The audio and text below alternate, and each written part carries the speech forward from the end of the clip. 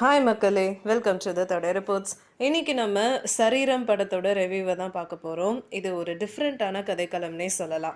தர்ஷன் சார்மி தான் இந்த படத்தில் லீட் ரோலில் நடிச்சிருக்காங்க. படத்தோட டைட்டிலுக்கு ஏற்ற மாதிரி தான் இந்த கதையும் அமைஞ்சிருக்குன்னே சொல்லலாம். தர்ஷனும் சார்மியும் ஏதோ ஒரு காரணத்துக்காக திருநங்கையாவும் திருநம்பியாவும் சர்ஜரி பண்ணி மாறிடுறாங்க. இது எதுக்காக ஏன்ற கேள்விக்கு பதில் தான் இந்த திரைப்படம். தர்ஷன் நடிக்கிற முதல் படம் இதுதான். இவருக்கு இது ஃபர்ஸ்ட் படமாக இருந்தாலும் ரொம்ப நேர்த்தியாக நடிச்சிருக்காருன்னு தான் சொல்லணும். சார்மியும் ரொம்ப அழகாகவே நடிச்சிருந்தாங்க. மனோஜ் தான் இந்த படத்தில் வில்லன் கேரக்டரில் நடிச்சிருக்காரு. இவரோட நடிப்பும் ரொம்ப மிரட்டலாகவே இருந்தது. ஷக்கீலா ஒரு டாக்டராக நடிச்சிருக்காங்க. இவங்களோட நடிப்பும் அழகாக இருந்தது.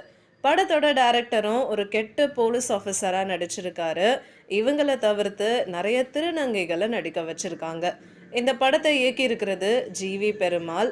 ஒரு வித்தியாசமான கோணத்துல இருந்து அழகான விஷயத்த மக்களுக்கு கொண்டு வந்திருக்கிறது அருமையாக இருந்தது.